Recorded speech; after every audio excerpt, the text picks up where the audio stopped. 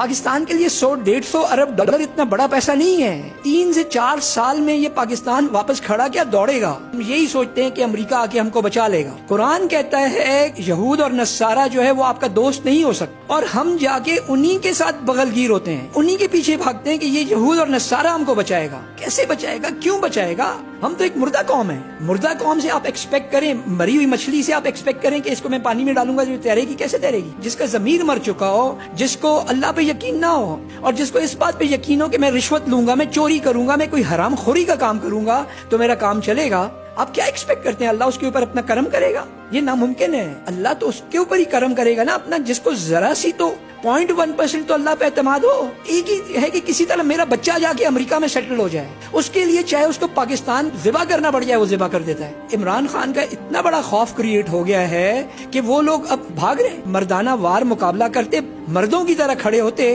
تو وہ مقابلہ بڑا اچھا ہو جاتا. بیسکلی پرابلم کیا تھا عمران خان کا؟ وہ IMF کے پاس نہیں جانا چاہ رہا تھا، گیا مجبوری میں، اور وہ سائن نہیں کر رہا تھا کیونکہ ان کی جو ٹرمز اینڈ کنڈیشنز تھیں وہ بہت ہارش تھیں. وہ چلا گیا رشیا سے سب کچھ سستا مل رہا تھا. آپ نے سستی گندم بھی نہیں لی جس کی وجہ سے آٹا مہنگا ہو گیا. آپ نے سستا تیل بھی نہیں لیا جس کی وجہ سے آپ کی بجلی مہنگی ہو گئی، ہر چیز مہنگی ہو گئی. اگر آپ نے اس وقت ان کے ساتھ کانٹریکٹ کر لیے ہوتے تو آج آپ کے ملک کے یہ حالات نہ ہوتے. ایک آدمی اس کی قابلیت اتنی ہے بمشکل ایک یونین کاؤنسل چلا سکے، اس کو آپ ملک کا کرتا دھرتا بنا دو گے، وہ تو نہیں کر سکتا نا. پچھلے دنوں تو یہ سچویشن تھی کہ 55 لاکھ ڈالر نہیں تھا کہ آپ پیاز، ادرک، لہسن کی آپ LCs کھلوا لیتے. اب جب مارکیٹ میں پیسہ ہی نہیں ہوگا تو کیسے یہ سب چلے گا؟ سسٹم جو ہے پوری دنیا جو ہے وہ پوری ڈالرز پہ چلتی ہے، اور ہمارے پاس ڈالر جو ہے وہ آ رہی نہیں ہے. پیٹرول ہم نے اتنا مہنگا کر دیا، انٹرنیشنل مارکیٹ میں سستا ہو رہا تھا، ہم نے ڈیوٹیز لگا دی صرف تاکہ اپنا خرچہ پورا ہو سکے کسی طرح. الیکٹریسٹی دیکھیں 18 روپے یونٹ تھی کمرشل، اس وقت 42 روپے یونٹ سے زیادہ آپ کی الیکٹریسٹی چلے گی. آپ کے سارے ٹیکسٹائل سیکٹر بند ہو گیا.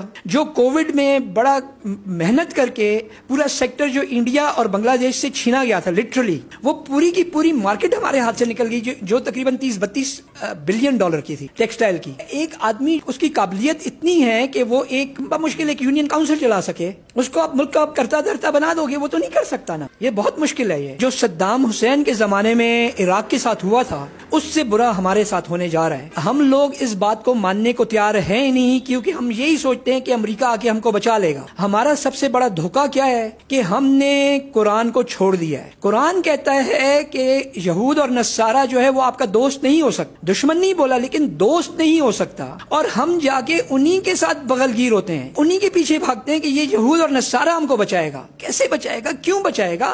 جب اللہ نے اس کو بولا کہ وہ آپ کا دوست نہیں ہے تو نہیں ہے. تو جب تک ہم واپس اپنے اصل کی طرف واپس نہیں آئیں گے ہمارا بہت مشکل ہے کہ ہم کہیں پہنچ جائیں. بیسکلی پرابلم کیا تھا عمران خان کا؟ وہ IMF کے پاس نہیں جانا چاہ رہا تھا، گیا مجبوری میں. IMF والے لٹرلی اس کو منتیں کر رہے تھے کہ تم آگے ہمارے ساتھ سائن کر لو، اور وہ سائن نہیں کر رہا تھا کیونکہ ان کی جو ٹرمز اینڈ کنڈیشنز تھیں وہ بہت ہارش تھیں. تو اس نے بولا میں سائن نہیں کر سکتا، اور انفیکٹ وہ چلا گیا رشیا سے سب کچھ سستا مل رہا تھا. لیکن اب بات یہ، یا تو آپ ایک طرف ہو سکتے ہو نا، 2 کشتیوں میں تو نہیں بیٹھ سکتے ہو. آپ نے سستی گندم بھی نہیں لی جس کی وجہ سے آٹا مہنگا ہو گیا. آپ نے سستا تیل بھی نہیں لیا جس کی وجہ سے آپ کی بجلی مہنگی ہو گئی، آپ کا ہر چیز مہنگی ہو گئی. اگر وہ 40% ڈسکاؤنٹ یا 30% ڈسکاؤنٹ جتنا بھی آفر کر رہے تھے، 40% گندم پہ دے رہے تھے، 30% فیول پہ دے رہے تھے، اگر آپ نے اس وقت ان کے ساتھ کانٹریکٹ کر لیے ہوتے تو آج آپ کے ملک کے یہ حالات نہ ہوتے. کیونکہ آپ کے پاس فرنس آئل بھی ہوتا، آپ کے پاس پیٹرول بھی ہوتا، آپ کے پاس ڈیزل بھی ہوتا، اور آپ کے بجلی کے جو بجلی گھر ہیں جو فرنس آئل پہ چل رہے ہیں وہ چل رہے ہوتے. آپ نے سری لنکا میں دیکھا لوگ فوراً باہر آئے تھے کیونکہ ان میں اویئرنیس ہے، ان میں زندگی کی کرن باقی ہے. ہم تو ایک مردہ قوم ہے. مردہ قوم سے آپ ایکسپیکٹ کریں، مری ہوئی مچھلی سے آپ ایکسپیکٹ کریں کہ اس کو میں پانی میں ڈالوں گا جو تیرے گی. کیسے تیرے گی؟ بس اور میں کیا بولوں اس کے بارے میں. یہ قوم ہی ہماری جو ہے جس کا ضمیر مر چکا ہو، جس کو اللہ پہ یقین نہ ہو، اور جس کو اس بات پہ یقین ہو کہ میں رشوت لوں گا، میں چوری کروں گا، میں کوئی حرام خوری کا کام کروں گا تو میرا کام چلے گا. آپ کیا ایکسپیکٹ کرتے ہیں اللہ اس کے اوپر اپنا کرم کرے گا؟ یہ ناممکن ہے کہ اللہ تو اس کے اوپر ہی کرم کرے گا نا اپنا، جس کو ذرا سی تو 1% تو ہو نا، 0.1% تو اللہ پہ اعتماد ہو. ہم کو تو ٹوٹل اعتماد ہی اسی چیز پہ، رشوت، کرپشن، چوری، اسی کے ہمارا تو پورا مقدمہ اس پہ چلتا ہے. ابھی آپ نے دیکھا کہ جی ذرا سا کیا ہوا کہ پنجاب میں انہوں نے مار کھائی تو انہوں نے جو پہلے بول رہے تھے کہ پہلے آ کے ایک بندہ آ کے مجھ کو بولے گا کہ استعفیٰ دو، اسپیکر صاحب نے اچانک 35 بندہ اڑا دیا. بیسکلی وہ خوف میں مبتلا ہے نا. ایک خوف ہے عمران خان کا، ایک عمران خان کا اتنا بڑا خوف کریٹ ہو گیا ہے کہ وہ لوگ اب بھاگ رہے ہیں، جبکہ اگر میرے خیال میں اگر وہ مردانہ وار مقابلہ کرتے پہلے دن سے ہی مردوں کی طرح کھڑے ہوتے تو وہ مقابلہ بڑا اچھا ہو جاتا، بہت بہتر ہو جاتا وہ مقابلہ. لیکن جو وہ انہوں نے گراؤنڈ چھوڑا وہ گراؤنڈ عمران خان نے کیپچر کر لیا. پاکستان کے لیے 100-150 ارب ڈالر اتنا بڑا پیسہ نہیں ہے اگر اس کو ایمانداری سے رن کیا جائے. یہ صرف 3 سال کی مار ہے. ہمارا ملک ہے ایک ایگریکلچرل کنٹری.